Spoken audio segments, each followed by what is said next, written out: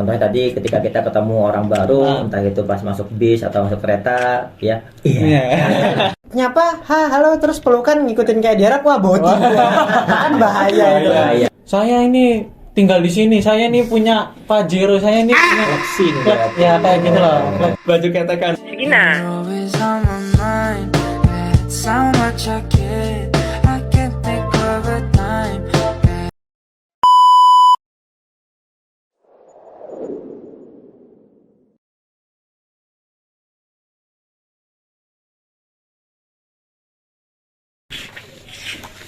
Oke, halo semuanya, selamat datang di Adbis TV, ya, channel yang akan membawa kita ke dunia pengetahuan dan literasi. Hari ini cukup spesial teman-teman karena di episode ini kita akan mencoba untuk membahas, kemudian juga untuk membedah satu buku, ya, yang saya rasa cukup penting untuk kita pelajari bersama. Dan ini sangat berkaitan erat dengan apa yang kita pelajari di mata kuliah komunikasi bisnis. Perkenalkan, saya Rizky selaku host Anda yang akan memandu jalannya diskusi pada hari ini, ya. Dan saya tidak sendiri, saya ditemani oleh 4 mahasiswa yang luar biasa, ya. Dan format untuk podcast kita ataupun untuk konten kita pada hari ini adalah tanya jawab, ya. Jadi teman-teman sudah membaca, kemudian menganalisis, ya, serta mengeksplor apa saja yang sudah yang terdapat dalam buku ini, ya. Buku ini merupakan buku yang ditulis oleh Lou Diamond, ya, judulnya Speak Easy, ya. Connect with every conversation, ya. Dan tadi saya jelaskan bahwa setiap dari teman-teman sudah membaca, kemudian nanti akan memberikan jawaban dari yang sudah disusun tadi, ya. Dan harapannya nanti bisa memberikan manfaat bukan kepada kita pribadi, tetapi juga untuk para pendengar yang mengikuti dan menyimak konten ini. Alangkah baiknya jika kita saling memperkenalkan diri dulu, ya. Mungkin bisa disebut nama dan asal, ya, teman-teman semua dari Rama, silakan. Ya, perkenalkan, nama saya Sahrul Ramadan. Saya berasal dari Sumbawa, Nusa Tenggara Barat. Perkenalkan, nama saya Maulana Isal dari Malang. Perkenalkan, nama saya Daniel Walten dari Maluku. Perkenalkan, nama saya Kevin Surya dari Blitar. Oke, baik. Tentu saja, ya, konten ini, ya, akan kita batasi di 20 menit saja, jangan terlalu panjang, ya. Dan tadi topik yang sudah saya jelaskan, Speak Easy, ya, Connect with Every Conversation, merupakan satu buku yang menawarkan beberapa strategi praktis dan juga beberapa rules, ya, bagaimana kita menjadi seorang komunikator yang efektif, ya. Dan juga nanti di situ ada beberapa metodologi, ya, metode-metode apa saja yang sudah didesain oleh Lou Diamond dan diterapkan, dan harapannya nanti itu bisa memberikan impact yang positif, ya, kepada kita, ya. Bukan hanya menjadi seorang pendengar yang aktif, ya, tapi kita juga bisa menjadi seorang komunikator yang efektif, seperti itu. Banyak tadi yang nanti akan dibahas dan akan didiskusikan oleh teman-teman berempat nanti, ya. Dan karena tadi sudah saya jelaskan bahwa formatnya adalah Q&A, ya, jadi saya akan bertanya kepada teman-teman, kemudian silakan dijawab dan didiskusikan, ya, apa-apa saja yang menjadi esensi dari buku ini. Oke, without further ado, ya, kita langsung saja masuk ke pertanyaan pertama, ya. Menurut kalian, ya, kenapa sih percakapan itu menjadi hal yang sangat penting untuk kehidupan kita? Silakan.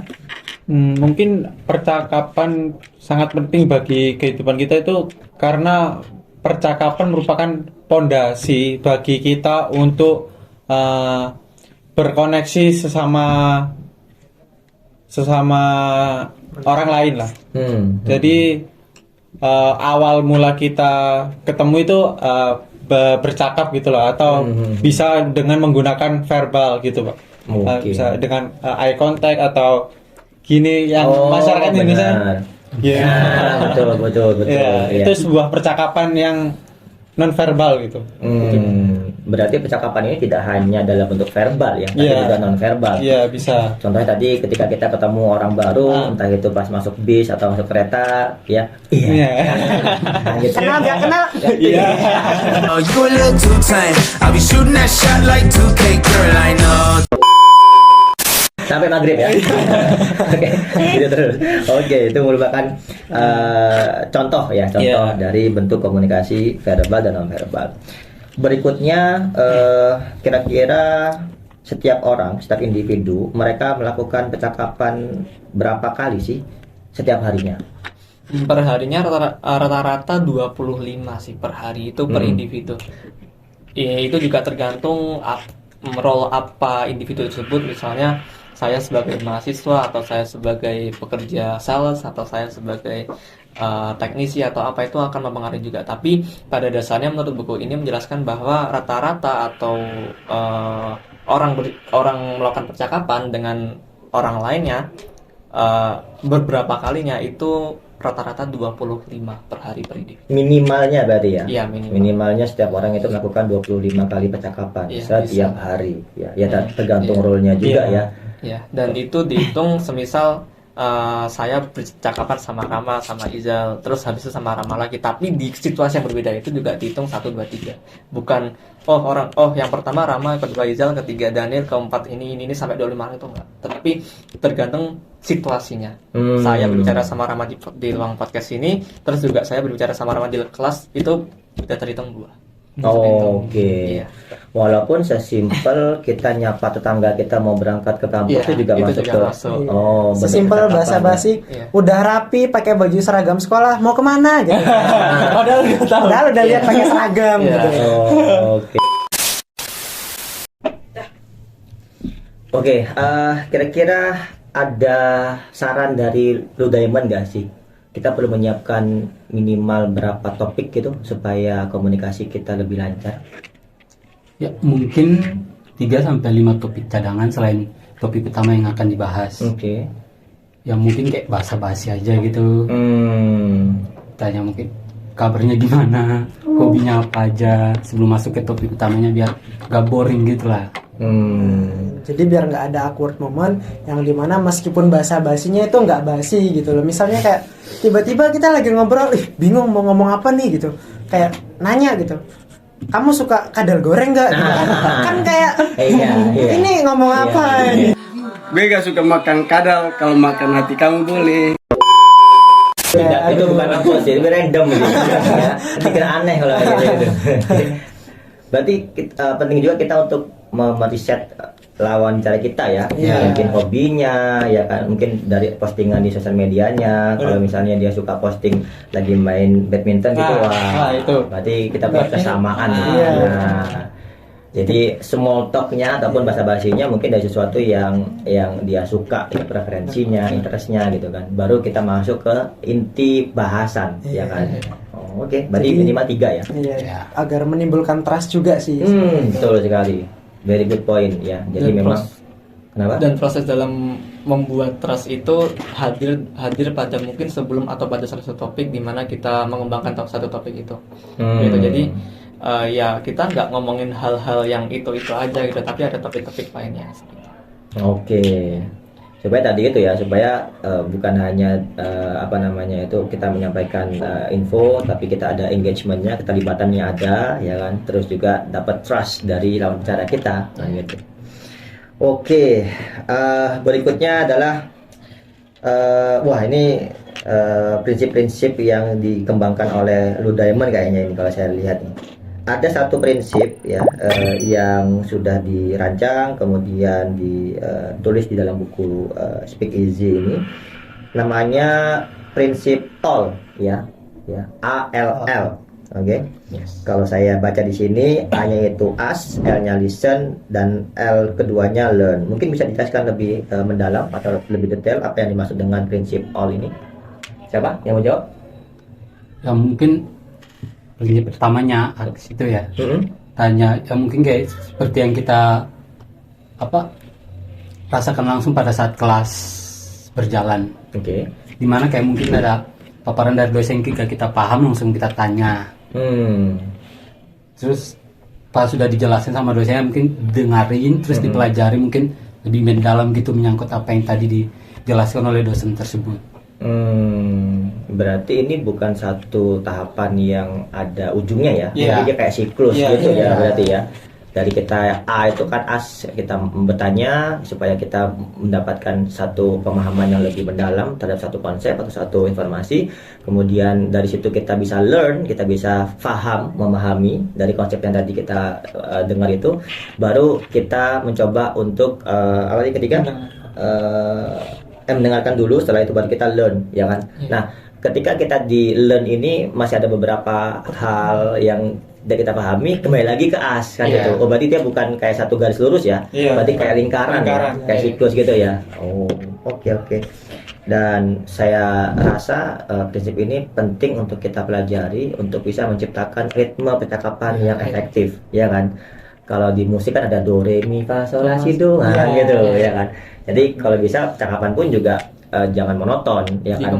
Dikembangkan, betul. Dan kalau bisa jangan cuma dipelajari tapi diimplementasikan. Nah, seperti contohnya teman kita ya kan menerapkan prinsip-prinsip yang ada di dalam buku ini, dapat jodoh kan gitu. Nah, Dapat iya. pasangan baru. Siapa itu? Kayaknya ya sebelah sini deh kayaknya. Siapa itu? Hah? Jadi kita bongkar di sini. jadi konten hibah. Ya. Gibah. Oke. Berikutnya adalah nah ini saya cukup menarik ya membaca pertanyaan ini karena di sini tertulis bahwa mengapa penting untuk meminta izin sebelum melanjutkan topik tertentu dalam percakapan. Nah, ini mungkin bisa dijelaskan lebih mendalam apa yang dimaksud dengan pertanyaan ini. Mungkin dari pertanyaan tersebut mungkin kita lebih etis atau lebih beretika untuk menanyakan dulu apakah pertanyaan ini itu sensitif atau tidak gitu. Jadi contoh semisalnya aja kayak menanyakan pekerjaannya apa, di mana, gajinya terutama. Itu hal yang paling sensitif dan juga mungkin dari kebanyakan orang menanyakan agamamu apa itu sangat tidak etis itu menurut buku yang saya baca tadi. Oke. Maka kita perlu untuk memahami setiap budaya ya, budaya dari mungkin kalau di Indonesia kan kita beragam budaya etnis suku. Jadi kita harus tahu dulu nih mana hal-hal yang bisa kita tanyakan, mana yang mungkin sifatnya sangat pribadi, ya kan, sangat privacy. Ya mungkin ini berbeda dengan konteksnya di luar negeri ya. Kalau misalnya di negara-negara Arab ketika mereka menyapa sama saudaranya ya mereka pelukan kan gitu ya kan, jadi cipiki kan gitu ya. Tapi kalau itu dilakukan di sini, nah Notasinya lain kan notasinya. Apalagi kalau laki nyapa, halo terus pelukan ngikutin kayak di Arab, wah boti. Kan bahaya itu. Tidak bisa diterapin. Tidak bisa. Maka kita harus perlu tahu konteks budaya di setiap negara, ya kan? Dan itu menjadi hal yang penting ya untuk kita perhatikan sebelum kita berinteraksi kepada setiap orang. Oke, berikutnya adalah bagaimana cara menjadi diri sendiri dalam percakapan. Nah, siapa yang menjawab? Kalau itu mungkin dalam sebuah percakapan kita harus lebih percaya diri apa yang kita punya. Jangan terlalu menyombongkan apa yang kita nggak punya gitu loh. Contohnya, saya ini tinggal di sini, saya ini punya Pajero, saya ini punya Flexing berarti. ya kayak gitu loh, flexing. Jatuhnya ke flexing, bukan ke apa yang kita punya aja, yang jujur aja lah. Kenapa sih harus dibohongi gitu loh? Flexing yang cabut-cabut dulu. Flexing. Saya bikin nih. Apa ya? Oh nggak dapat nih. Ya. Oke. Ya karena kan produk itu akan mahal ketika dia ori ya kan, otentik kan, gitu. Ori ya. Jangan sampai kita ngaku-ngaku yang ori. Betul. Contohnya. Baju ketekan. You're always on my mind. That's how much I care. I can't think of a time.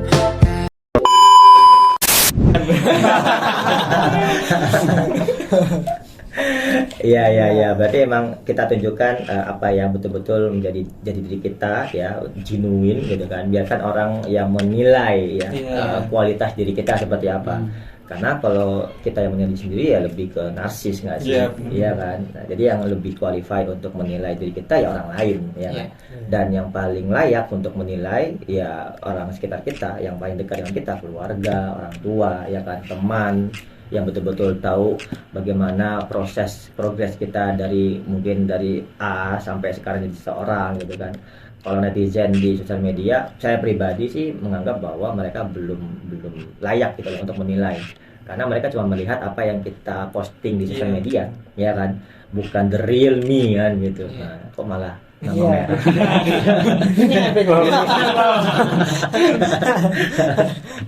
Oke.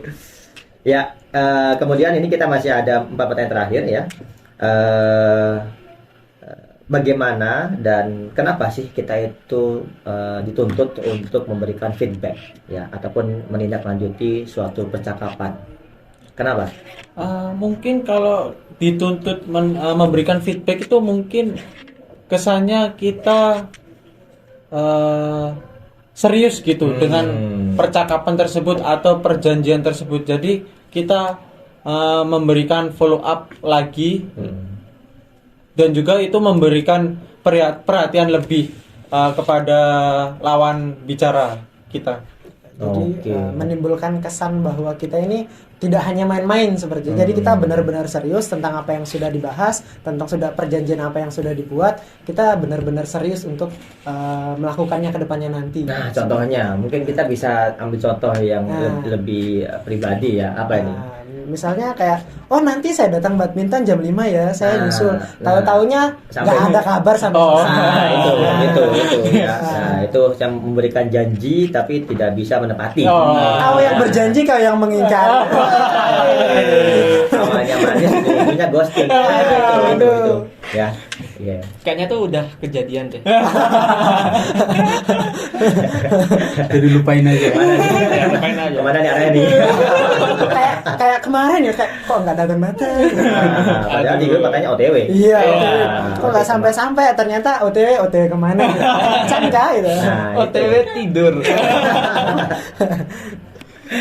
Jadi secara nggak langsung bisa membuat percakapan itu lebih hidup, ya kan, kemudian bisa membawa percakapan itu the next level, artinya lebih dalam lagi, ya kan, dan trust yang tadi dibangun di awal itu juga lebih besar lagi trustnya gitu kan, dan harapannya yang terjadi itu bukan cuman komunikasi satu arah tapi dua arah, ya kan, dan bisa memberikan manfaat kepada dua belah pihak ataupun win-win situation. Gitu. Karena memang percakapan yang sukses, yang baik itu juga percakapan yang dua-duanya saling mengerti satu sama lain sebenarnya. Jadi nggak hanya satu topik, jadi nggak hanya tanya, dengerin, udah selesai. Makanya itu Lloyd Diamond ngasih kan tadi di siklus all ada learn, gimana kita mempelajari, kemudian kita bertanya lagi seperti itu. Dan sesuai juga tadi yang saya katakan juga bahwa feedback ini memang sangat penting karena untuk menghidupkan conversation seperti yang dibicarain sama Pak Rizky, sama Rama, sama Izal tadi juga gitu. Itu aja sih. Iya, berarti yang dipahami itu bukan cuma teksnya, tapi konteksnya juga ya. Harus tahu nih apa maksudnya kan gitu. Karena ya tadi dengan kombinasi komunikasi verbal non verbal itu akan lebih menguatkan lagi pesannya, ya kan. Idenya lebih kuat lagi dibandingkan, makanya kenapa sekarang banyak orang itu yang latah terhadap suatu informasi. Karena mereka menerimanya itu dari teks saja, ya kan. Sedangkan teks kan dia bagian kecil dari komunikasi. Ya toh. Nah, ketika teks ini disampaikan dengan cara langsung gitu kan, ada verbalnya dan non-verbalnya, itu kan jauh lebih kuat, ya kan, jauh lebih firm apa yang coba disampaikan oleh si pembicara gitu loh, dan kita pun bisa menerima dengan oh ini toh maksudnya, ya kan. Dibandingkan kalau kita baca kan, misalnya kalimat yang jangkrik misalnya, kalau kita baca mungkin oh jangkrik, tapi ketika dengan nada yang tinggi, nah mungkin punya persepsi yang berbeda. Jangkrik bos. Jadi konotasi yang berbeda. Konotasi yang berbeda juga. Apakah itu marah? Apakah marah? Atau ngasih tahu ada jangkrik? Itu berbeda juga. Oke, maka kita harus tahu dulu secara teks dan konteksnya. Iya. Oke, kemudian ketika kita memfollow up suatu percakapan itu ada nggak sih durasi idealnya? Ada. Menurut dari Lo Diamond sendiri, seperti apa yang dia tulis, itu memiliki waktu sekitar 24 sampai 48 jam setelah percakapan itu dilakukan. Jadi bukan dalam waktu beberapa jam setelahnya, kecuali mungkin ada perjanjian bahwa nanti kamu hubungin saya jam sekian itu memiliki konteks yang sedikit berbeda. Tapi yang dimaksud Lo Diamond di sini 24 sampai 48 jam ini membentuk suatu persepsi yang dimana kalau kita menghubunginya terlalu cepat itu akan membuat kesan yang terburu-buru dan sedikit memaksa seperti itu. Nah, jadi kenapa Lo Diamond ini menyarankan 24 sampai 48 jam? Jadi membuat sedikit kesan tidak menyepelekan. Kalau lebih dari 48 jam itu 48 jam itu kayak ini bener orang nggak serius nih gitu. Jadi 24 sampai 48 jam itu merupakan suatu waktu yang cukup pas lah, seperti yang tertulis dalam bukunya itu Speak Easy dari Lo Diamond. Oke. Berarti kalau seminggu gak dibalas itu artinya apa? Di ghosting. Pertanyaannya, kenapa spesifik dia menyebutkan seminggu ya? Pengalaman pribadi. Sepertinya iya. Oh gitu. Atau mungkin setelah seminggu tiba-tiba di WA, kok kamu cuekin aku? Maaf ya, tenggelam grup. Padahal bilang aja, oh bukan prioritas ya. Tapi nanti sama teman kita akan dibalas, kamu terlalu baik. Kesian kesian alah gatel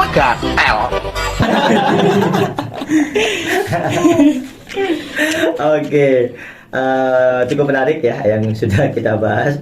Kemudian ini mungkin sebelum terakhir ya, metode untuk kita memfollow up suatu percakapan tuh apa aja sih caranya?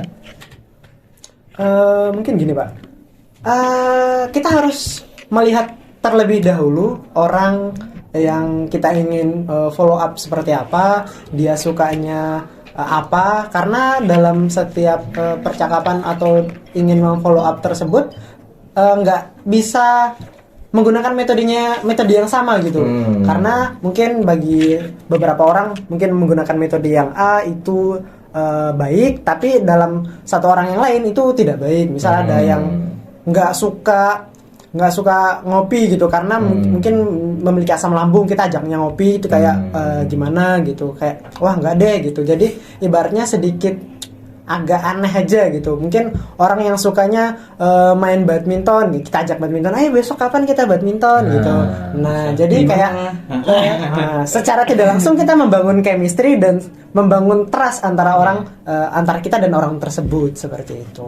Oke, berarti memang setiap orang itu kita treat dengan hal yang berbeda ya. Karena mungkin cara untuk kita bisa connect dengan setiap orang juga beda-beda gitu. Ada yang suka dengan hadiah, dengan bunga, dengan coklat. Gimana mungkin ya, atau dengan kata-kata bisa Pak. Contohnya Apa itu? seperti apa contohnya? Dengan kata-kata terus bisa langsung tertarik gitu lawan bicaranya. Bisa itu Pak. Gitu. Kayak kok kamu agak beda ya, apa ya? Agak lebih cantik gitu. Hari ini kamu cantik banget. Oh emang kemarin aku nggak cantik? Beda ya. Beda. Aduh. Jangan mematahkan semangatnya Pak. Parah. Kita berusaha ini. Aduh. Oke. Ya. Waduh, saya rasa itu ya semua pertanyaan yang sudah disusun oleh teman-teman semua dan sudah saya sampaikan, dan jawaban tadi itu merupakan komposisi dari intisari ya, apa yang sudah ditulis oleh Lo Diamond di bukunya Speak Easy and Connect with Every Conversation. Mungkin terakhir sebelum saya menutup episode pada kali ini, saya minta teman-teman untuk memberikan satu pesan ya kepada para pendengar ya. Kenapa mereka perlu membaca buku ini dan apa nih dampak yang bisa mereka dapatkan setelah membaca buku Lo Diamond. Silakan kita mulai dari Ya mungkin teman-teman dari membaca buku Speak Easy ini teman-teman bisa tahu apa langkah-langkah dalam berkomunikasi yang baik dan benar agar komunikasi tersebut jalan lancar, nggak monoton gitulah. Ya itu aja. Oke, bisa disambung. Iya, berbicara itu adalah satu hal yang menjadi first impression orang lain terhadap kita. Jadi buat teman-teman yang mungkin ada kendala dalam berbicara, entah atau apakah karena Anda introvert atau tidak, atau karena trauma karena akhirnya tidak mau membuka diri lagi. Jadi untuk mengembalikan skill-skill berbicara lagi, bagaimana skill-skill kita berkomunikasi secara efektif, buku ini ngasih tahu, menjelasin metode-metode apa aja yang bisa kita gunakan, hal-hal apa aja yang harus diperhatikan. Seperti itu. Oke. Jadi kenapa teman-teman harus membaca buku ini? Karena dengan teman-teman membaca buku ini, nanti kedepannya teman-teman akan mengetahui bagaimana cara berkomunikasi yang baik antara misalnya kita dengan partner atau rekan kerja kita kedepannya nanti, dan juga teman-teman akan lebih terstruktur seperti apa dalam membangun sebuah percakapan dengan rekan kerja kedepannya nanti, seperti itu. Mungkin dari saya, dari apa yang disampaikan teman-teman ini secara teori ini. Kalau saya ini sudah kan ini apa isi buku Speak Easy ini. Jadi kalian harus beli. Jadi di dalam buku Speak Easy itu dijelaskan gimana caranya berkomunikasi, membangun komunikasi, dan itu works bagi saya. Jadi saya bisa mendapatkan pasangan. Langsung implementasi ya. Saya langsung prakteknya. Lihat betapa bermanfaat sekali buku ini, Keranjang Kuning. Jangan lupa check out. Zal, jangan lupa terima kasih kepada Lo Demon barangkali nonton.